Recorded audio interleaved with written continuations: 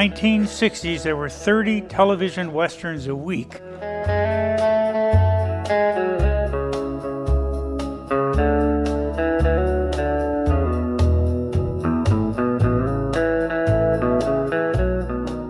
It was radio and then westerns on television that started to stir up the interest that many of us can say was why we got first interested in this subject.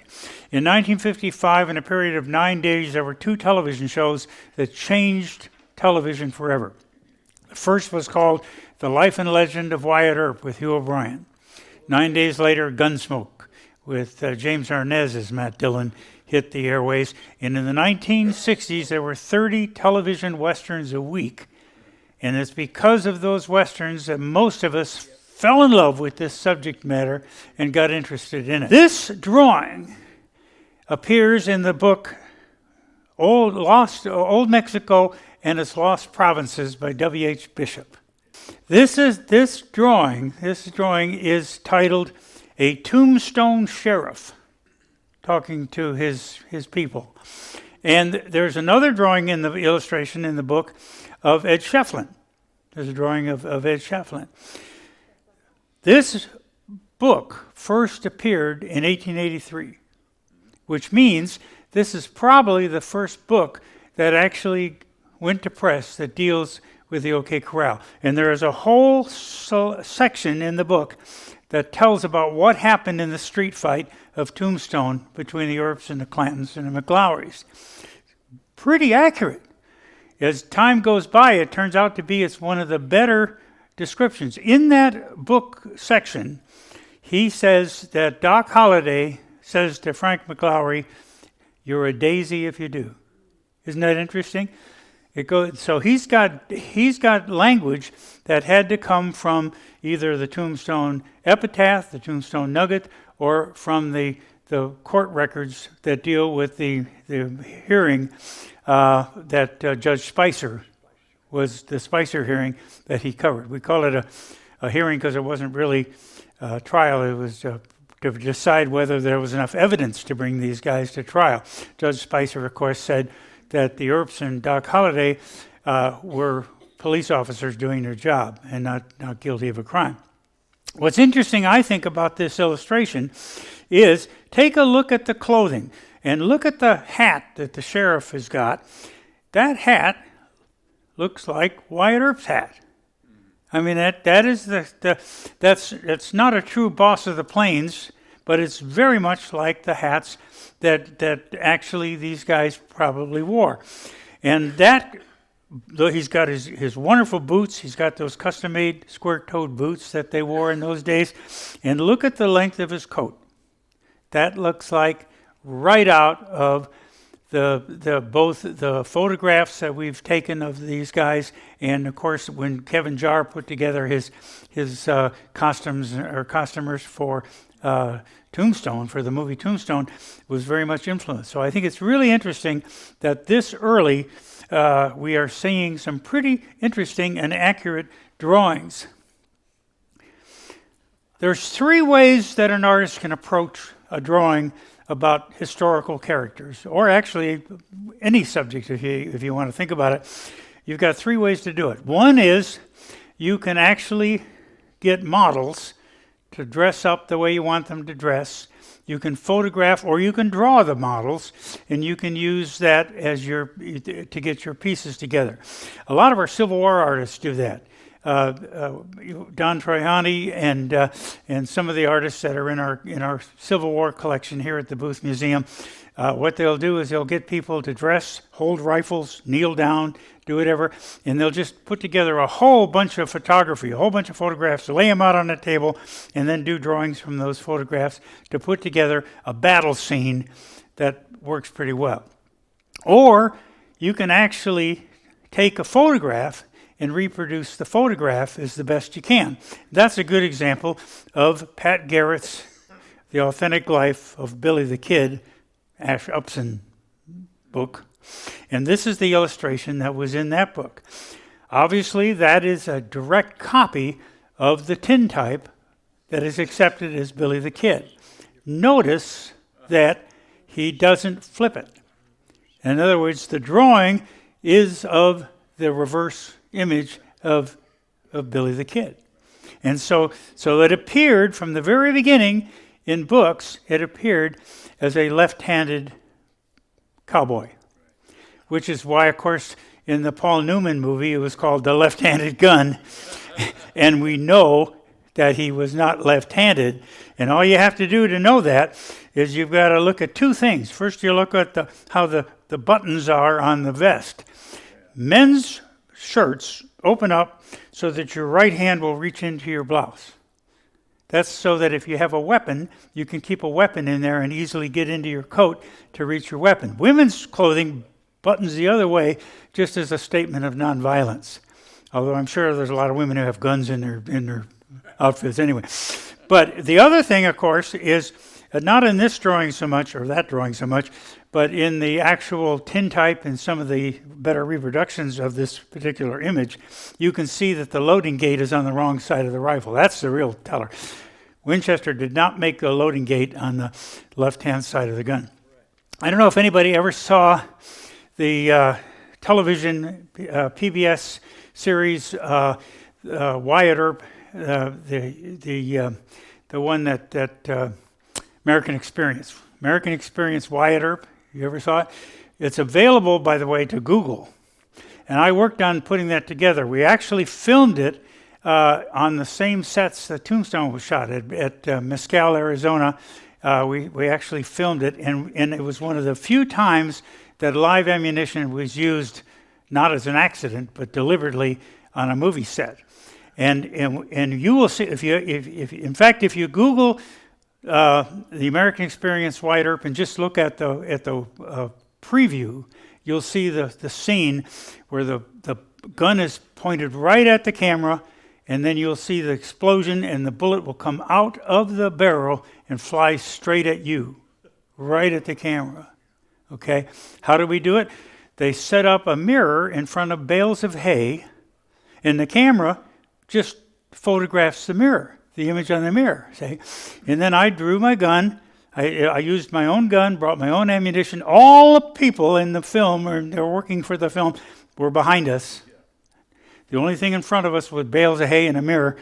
I drew my gun, went blam, and the camera had the high, slow motion quality camera. And so looking at the image, you can actually see the bullet fly towards the camera, and then it stops just before it's hit, because if you had gone another second, you would have seen the mirror blow up.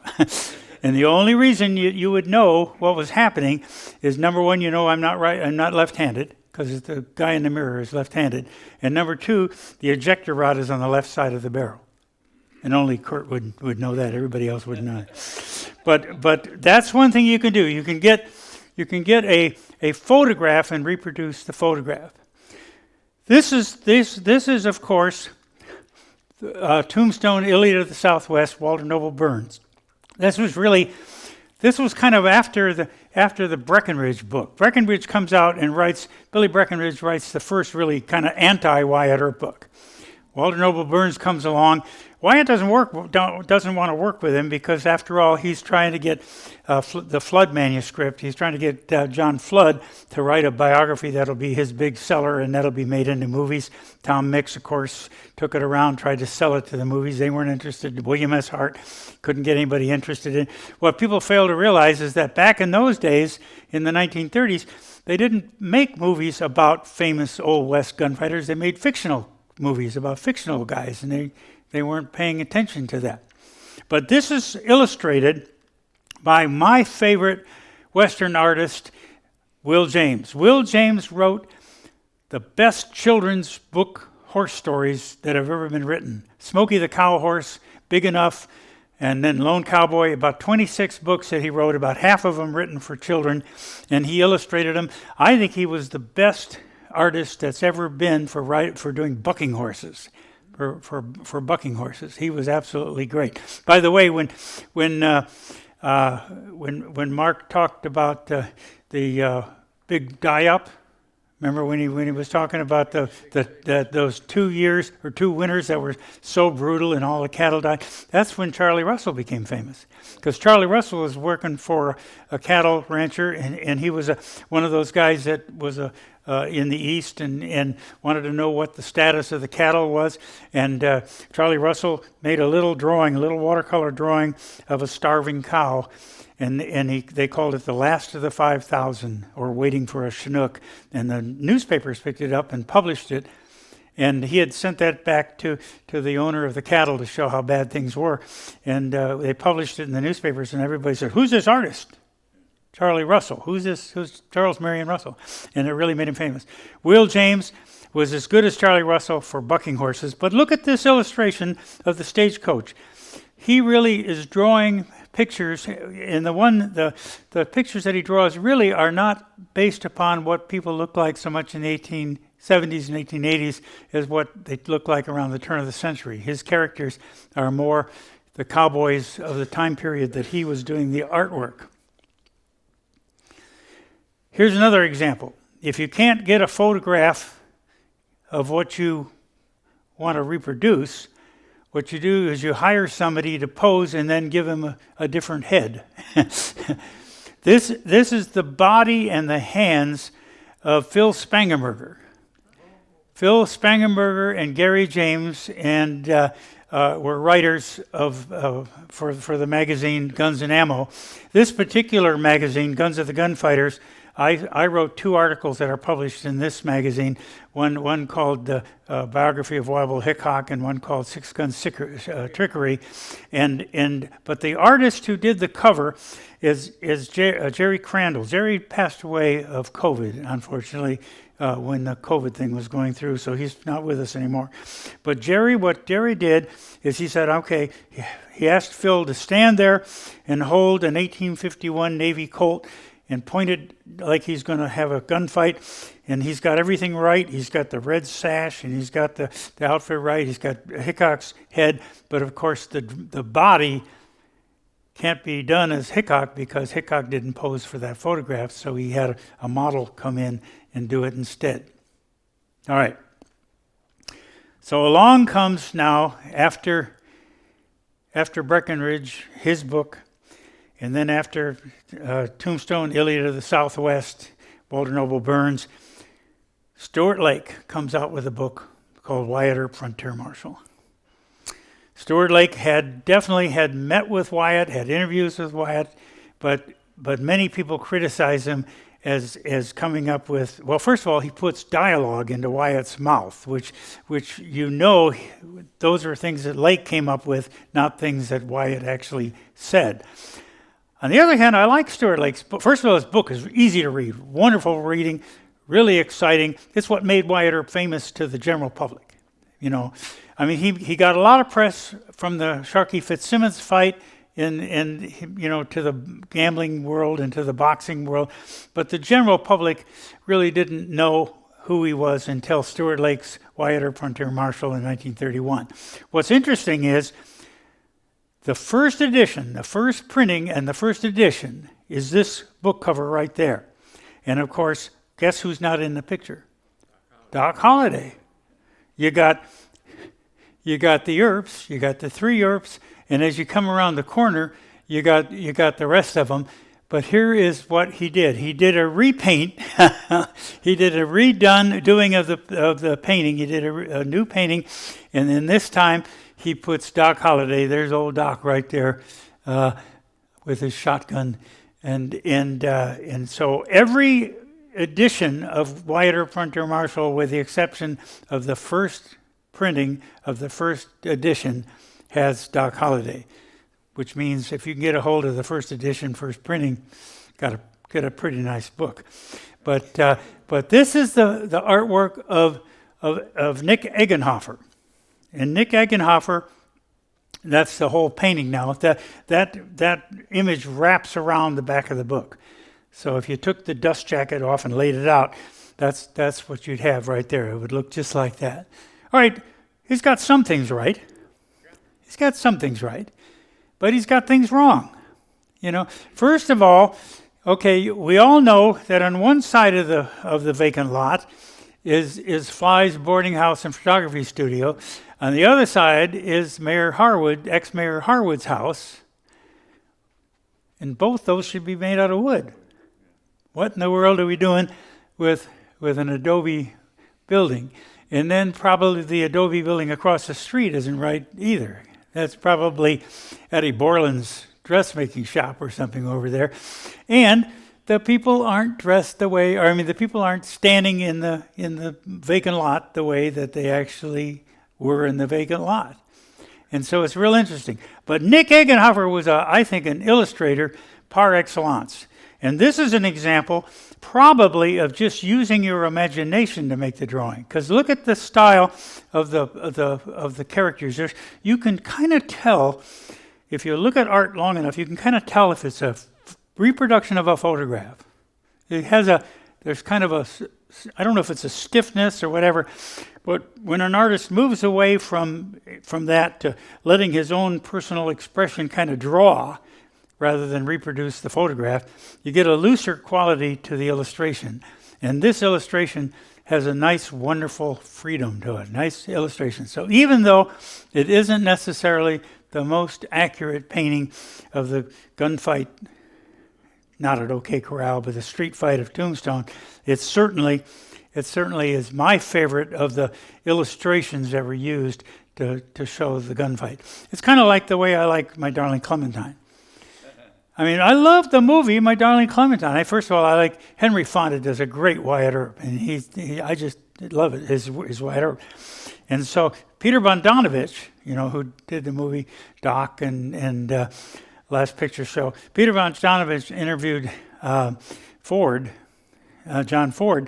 and he said, I understand you met Wyatt Earp. You got to talk to him. You met him and you interviewed him. And you said in print that he told you what happened at the gunfight. And Ford said, yeah. And so Peter Bogdanovich said, why didn't you do it the way he said? And Peter Bogdanovich asked him that question, and Ford said, did you like the movie? And he said, yeah, but why didn't you do it the way that it really happened? Bogdanovich said, did you like the movie? So it's not necessary that it always be exactly accurate in order to be enjoyable, because everything is wrong. The wrong people are killed. The wrong people are there. They got old man Clanton getting killed at the gunfight at OK Corral. They got horses running back and forth and running around. Everything is corrals, and yet it's still one of the best Wyatt Earp movies ever made. Although, I'll tell you what, the very first one, Law and Order, it may be one of the better ones, I think, as far as it takes place in a barn, but I love the very earliest movie that was made, so it really was kind of fun. This is one of the sculptures that are here in the museum. Gibb Singleton made this, and of course you can see the influence that he has by the movies. Because look at those coats. Those coats are essentially trying to reproduce the movie Tombstone. Although, look, he's got not one, but two shotguns. Two shotguns. Of course, in the movie Tombstone, that double-barrel shotgun fires 3 times, which is interesting. And that was the idea, was that the first shot is going to scare the horse out of the way. Because remember Tom McLaury was hiding behind the horse, and so he couldn't get a good shot at him. So bang, Doc fires the shotgun, moves the horse out of the way because he's now frightened. Wasn't he frightened from the first shot? As soon as the Virgil Earp fired his gun, as soon as Wyatt Earp fired his gun, as soon as the Clantons and McLaurys fired their guns, wasn't the horse scared then? Did you have to fire a shotgun to scare the horse? I don't really think so. This is Don Percival's street fight. I'm trying to remember what year it is, and I'm sure that Kurt and Roy can tell me. John Gilcrease opened his museum in Tombstone in that trailer. What year was that? Was that 70, 71, somewhere right around there? 78. Was it that late? Was it as late as 78? I went to that trailer. I saw that collection, And what was so remarkable about it is he had glass cases with actual letters written by Wyatt Earp. And what Gilcrease had done is Gilcrease had contacted family members of Wyatt Earp. Never occurred to me that you could do such a thing. And what's so remarkable is both Kurt and Roy and Gary Roberts all realized that you could write to people who were authors and they would write back. I never thought that was possible. They're not like Hollywood people. They're not like movie people. They don't have a team of people to answer the fan mail. They'll actually write you a letter back, and you can write to some of these guys that write these books, and they'll write back and they'll correspond with you. And you guys actually made contact with some of these individuals that were related to people that actually lived and died in the Old West. So Gilcrease had gathered a bunch of actual letters and things that he had on display in the museum. He had a pistol that he said was Wyatt Earp's at the gunfight at OK Corral. That pistol was a Smith & Wesson American, and I saw it hanging in the museum. It had ivory handles. And when after Gilcrease died, and it was sold in auction, and it was sold to Gene Autry, remember that? And it had wooden handles. And what I was told is that when they took the ivory handles off, it had property of John Clum inside the handles, and that he didn't want to sell it as a Wyatt Earp gun to the Autry Museum. That's what I heard. But he contracted with this artist, Don Percival, to paint an aerial view of Tombstone in what we call the street fight. Now, the only thing I have objection here, it's certainly a lot better than anything you've seen so far as accuracy. Personally, it's not as great a painting as Eggenhofer's, but it's more accurate. And first of all, you've got the actual fact that it's a street fight and that they've moved out of the vacant lot into the street. I think the street's a little bigger than it should be. I think the characters are a little farther apart than they should be. But at least he's got the C.S. Fly's boarding house, the photography studio, he's got Mayor Harwood's house, and he's got the fact that you enter the OK Corral around that building, go way back, and that in the far back, you've got places where horse stalls are, where the horses can be fed and the horses can eat, and wagons can be boarded or rented or whatever.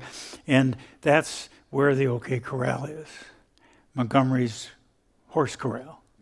And then the gunfighters, the Earps, come down the street, Fremont Street, go into the vacant lot, and then, of course, the other cowboys come out from the back and enter the back of the vacant lot. So Gilcrease wanted to sell this painting, and he called the Booth Museum to see if the museum would buy it. And I went to my boss, Seth Hopkins, and I said, I've just heard from John Gilcrease that he wants to know if we want to buy the Percival painting. That's a big painting. It's probably 5 feet, something like that, 5 feet by 3 feet. It's a big painting. It hung over the glass cases at Gilcrease's museum. So I went to Seth and I said, Seth, are you interested at all? And he said, well, what does he want? I said, he wants $10,000. And Seth said, I don't know about $10,000. Maybe half that. We might give him $5,000.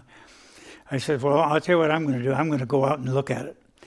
And the reason I want to go out and look at it is he's rumored to have a really wonderful collection of photographs. Remember, he was supposed to have photographs of Josephine when she was young. He's supposed to have all these photographs, all these letters, all this stuff. And I said, if for no other reason than I got to see that stuff, I am going to go out and look at the painting, and if he'll sell it for $5,000, I'll buy it, and if not, I'll come back. Then I made my arrangements, made the phone calls, got all squared away for traveling, and about 2 weeks later, when I'm about ready to go out and see the painting, I get a phone call at my desk from Jeff Morey. And I said, oh, Jeff, I'm glad you called. I said, I'm going tomorrow. I'm going to Tucson to go look at the painting that Gilcrease wants to sell. It was kind of quiet for a second. Then Jeff says, Gilcrease died yesterday. So I never got to go and see it. Now, I had seen it at the museum years before, but I never got to go out and look at anything else that he had. And most of his stuff was sold at auction. So I don't know what the painting brought, but it's certainly, if not the most accurate painting of the street fight at Tombstone, it's certainly better than, as far as historically, it's much closer than the other ones. But there's still mistakes in it. There's still. When was it? When was the painting? Yeah, when were you dealing with? Well, it had to be around 2005, something like 20. Yeah, because I was sitting at my desk in this building, and we didn't get into this building in 2023, so or 2003. So it had to be around that. It had to be about 20 or 19 years ago, 18 years ago, something like that. Yeah. Who has the painting? That's a good question, and I don't really know. It might be the Autry, because I think the Autry got a lot of the stuff that he had, so it might be the Autry. This is a painting that exists here in the booth. And John Hampton is a member of the Cowboy Artists of America, and he painted this painting in 1975, I think, 75, 76. And this painting is the painting that got me hired. Okay? And this painting was hanging up. This painting was hanging up in the offices of the Prestige Cable Company, which was the company that was sold to get the money to buy or to build this museum. And so the museum hadn't been built yet. There was no building here. It was just there was actually a church building, and then there was empty land. And so all of these paintings, or a good many of the paintings, were hanging in the Prestige Cable offices and here in the main office here in Cartersville. And so I got a call from my friend who was in Jackson Hole, Wyoming. He was working for a trailside art gallery, and he said, "How close are you to Cartersville?" And I said, "About 50 miles," because we were living in Cumming at the time, because Suzanne had gotten a job offer with Ryder Truck Corporation to build a call center, and that's what brought us to Georgia from Tempe, Arizona, where we had been for 11 years. And so Jim Dennison says, "Well, these people are going to build a Western Art Museum in Cartersville." I said, "Why would anybody do that? That's crazy. That's nuts." He says, "Well, I don't know why they're going to do it, but," he says, "they are buying some great art. They just bought like 5 Howard Turpnings." I said, "Howard Turpnings go for $200,000-$300,000 a piece." He said, "Yeah, they're buying them." He says, "You need to talk to these people." So I set up an arrangement, and Suzanne points out the fact that I didn't do it quickly enough because I didn't really believe it was going to be worth my time. But I finally did. I finally contacted Seth, and we met for lunch, and we walked around, and this painting by Johnny Hampton was hanging on the wall. And I said, "Oh, look, it's a gunfight at OK Corral." The title of the painting is The First 6 Seconds. Pretty cool, huh? Yeah, the 30-second gunfight. 3 men are killed, 3 men are wounded, 3 men run away. All right.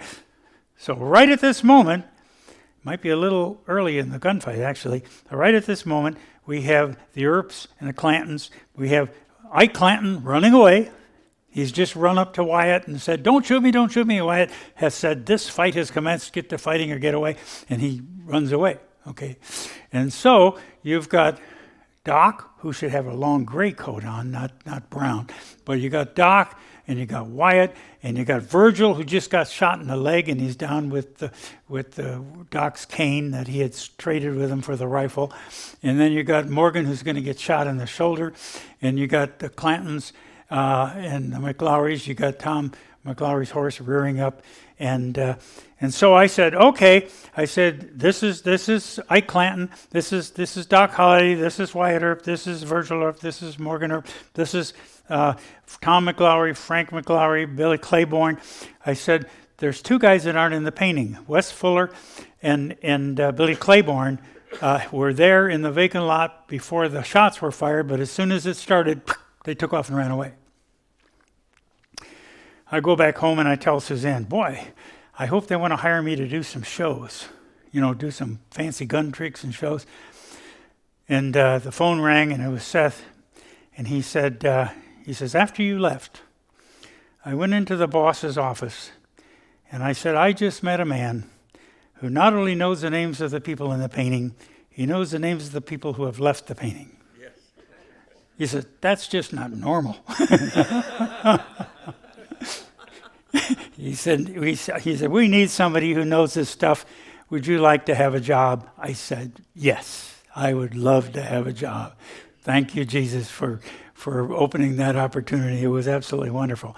So this is John Hampton, one of the members of the Cowboy Artists of America, who was very much influenced by the movies. Because this painting was made after Tombstone was available to be seen. And he's just influenced by it. He's influenced by the long coats, because Wyatt's coat was normal. One of the reasons they gave Doc the shotgun is because he was the only one who had a really long coat. He could stick it under the thing, because they knew that if you walk in with a shotgun in your arm, you're being aggressive, and Virgil was still trying to arrest these guys, not try to kill them. And so he's, keep this under your coat, and then they won't be offended by it, and everything will be fine. But everybody else, of course, had normal length coats. Doc, of course, had been arrested when he shot at the bartender at the Oriental Saloon. Remember he shot Milt Joyce in the hand and the other bartender in the foot. That's either really good shooting or really bad shooting. I'm not sure, but he might have also been drunk at the time. But remember, he got arrested and his gun was taken away from him, and he went home back to where he stayed at the Fly's boarding house. Went back, came back with a pistol, and shot again, and that pistol was taken from him, and the newspaper called that particular gun a self-cocker. All right, if it's a self-cocker in 1880, that means it's either a Lightning or a Thunderer. We don't know which. The Lightning is 38 caliber, the Thunder is 41 calibers, but it's one of those two. And the only reason that Kevin Jarre made it nickel-plated is he wanted to match his single-action Colt, who we know in the court trials or the court hearing that followed, testimony said that he had a nickel-plated Colt. It's the only one that says it had a nickel-plated weapon. And so that's why this painting, which copies the movie, has got Wyatt Earp in a Boss of the Plains hat, and he's got Doc Holliday with a shotgun and 2 nickel-plated pistols. Isn't that cool? Yeah. Now, what's the third thing? You can pose for, you can recreate a photograph. You can pose actors or models and photograph them and rearrange them, or you can totally do it out of your own imagination. Tom Ross. We have about 5 or 6 really nice Tom Ross paintings here at the Booth Museum. He's a wonderful guy. He is such a nice gentleman, a nice guy. He did a whole bunch of full-size paintings on wood that are of the Custer battlefield, and they actually went to Medicine Tail Coulee and to the Crow Reservation and one time set them up for photography and for a big special event. And we own one of those paintings that came from that. But this is Wyatt Earp at night. This is his version of Wyatt Earp at night. And then we have these paintings, which are by Don Crowley. Don Crowley, he passed away, but he was one of a group called the Artists 4 from Tucson, Arizona, and he did these paintings based upon photography. And so we have a really nice painting of Virgil Earp as an older guy. We have a painting of Pat Garrett killing Billy the Kid. We have a Bat Masterson. Now, that's supposed to be adobe walls. I'm not quite sure that looks like what adobe walls look like, but that is based upon what Bat looked like when he was working for the Morning Telegraph newspaper. When he was an older guy writing sports articles, he kind of looked like that. And then, of course, we got James Butler Hickok, Wild Bill Hickok, and then we have Wyatt from a photograph of him as an elderly man. Great great old photograph of Wyatt, who that's just about 1929 when he's ready to pass away. And guess what else we have? We have John Escapol. One thing about being an artist, you depend on your historians. You depend on the people who are helping you. And Gilcrease gave him a painting, or gave him a photograph, or a copy of a photograph that he said, this is Doc Holliday. And so there's John Escapol posing as Doc Holliday. I understand he was originally from France. He was in the mining. He was a miner in the Tombstone area, and so he was a handsome guy. His grandson is the mayor of Tombstone. That's right. His grandson is the mayor of Tombstone. He's a handsome, good-looking guy. He also has an imperial, which the photographs of Doc that we know, the Prescott article, the graduation of the dental school, they don't have imperial. So when Val Kilmer comes out with an imperial, it's based upon believing that that's a photograph of Doc Holliday. There's two other mistakes in the painting. He's got Nosy Kate. James Horan, in his pictorial history of the Wild West, identifies that photograph as Big Nose Kate, but it's not, is it? It's Nosy Kate, a prostitute Nosy Kate. The third thing that's a mistake is he's got numbers in the corners of the cards. He's got A for ace, and he's got 4 for 4 of spades or whatever it is. And of course, at that time, they would have just had the pips. They wouldn't have had numbers. So it's sad because he's totally he did this beautiful drawing that he thought for sure was Doc Holliday, and unfortunately, it's John Escapol. But that's what happens when you're an artist. You depend on your people.